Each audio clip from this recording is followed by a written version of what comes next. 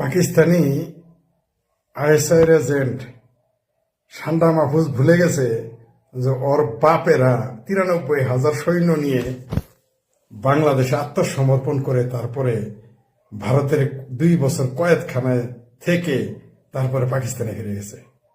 আমরাও বলে দেই, সান্ডা মাহফুজ শুনে রাখ, বাংলাদেশের মুক্তিযুদ্ধের পক্ষের মানুষ তোর আব্বাদের ৯৩,০০০ সৈন্য নিয়ে ১৯৭১ সালে পালিয়ে যেতে দিয়েছিল।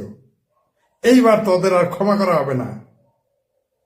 তোমরা স্বাধীনতা মুক্তিযুদ্ধের পক্ষের শক্তিকে নিয়ে সুদূর বুদুর মার্কা কথা বলো, আমরা মেনে নিব। সান্ডা মাহফুজ ভাতিজা, ভাবির বললা, তুমি নিজেরা যত বড় মনে করো, তুমি তত বড় না। নিজেরা তুমি যত বড় বালেশ্বর বাল মনে করতেছ। বাংলাদেশ আওয়ামী লীগ কি তুমি জানো? তোমার বাপ জামাতের আমিরদের জিজ্ঞেস করো গা বাংলাদেশ আওয়ামী লীগ কি। আর কয়দিন পরে বুঝবা। পালাইও না ভাতিজা, তুমি পালাইও না। আর তোমার জামাতে আব্বারা যেন পালায় না পাকিস্তানে। থাইকো দেশে থাইকো। সুদূর রুদ্দুর মারাইতেছ না, সাপের পাঁচ পাও দেখছ। তুমি বাংলাদেশ আওয়ামী লীগের ক্ষমা করছো না? তুমি ক্ষমা করছ? এই ১৬ মাস ক্ষমা করে আসছো না? তোমার কাছে ক্ষমা, তোমার ক্ষমার জন্য বসে থাকে না? তোমার আব্বা পাকিস্তানকে জিজ্ঞেস করো আওয়ামী লীগ কি। তোমার আব্বার আব্বা আয়ুব খান বুঝতো, জানতো। টিক্কা খান বুঝতো। আব্বাস আলী খান জামাতের আমির গোলাম আজম জানতো যে আওয়ামী লীগ কি। তোমারও মনে রাখো, তোমাদেরকে ৭১-এ আমাদের পূর্বপুরুষ ছেড়ে দিয়েছে। শেখ হাসিনাও ক্ষমতায় ২১ বছর তোমাদের ছেড়ে দিয়েছে। এইবারের আওয়ামী লীগ কিন্তু তোমাদের জামাতের আন্ডা বাচ্চা পাকিস্তানের চেলাদের কাউকে আর ছাড়া হবে না। তোমাদেরও আর ছাড়া হবে না। তোমাদের আর ক্ষমা করা হবে না। এটা মনে রেখো ভাতিজা। ওই পাকিস্তানের আইএসআই ক্যান্টনমেন্ট এখন ঢাকা বসছে দেখে মনে করতো নিজের বহুত কিছু মনে করতেছ।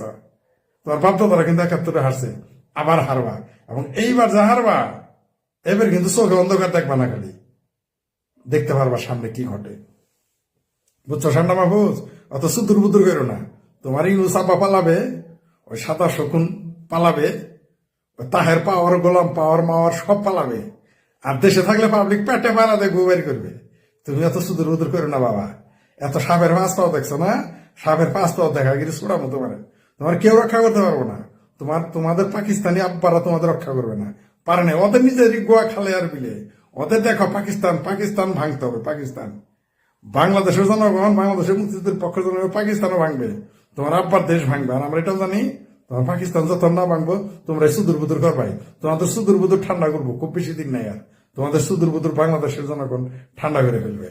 বুঝতে পারছো ভাতিজা? বহুত উজাইছ, বহুত লম্বা কথা কইতেছ। ওই হিজবুত তাহরিরের জঙ্গি হয়েছে দেখে নিজেরা বহুত কিছু মনে করতেছ না? ওই জঙ্গি রহমানি, এটিএম আজাহার, মৌলবীদের মনে করতেছ যে মৌলবীদের দিয়ে তোমরা যাতা করবা এই দেশে। বাংলাদেশ আওয়ামী লীগেরও তোমরা চিনো না। এরা কি করতে পারে কয়দিন পরেই বুঝবা।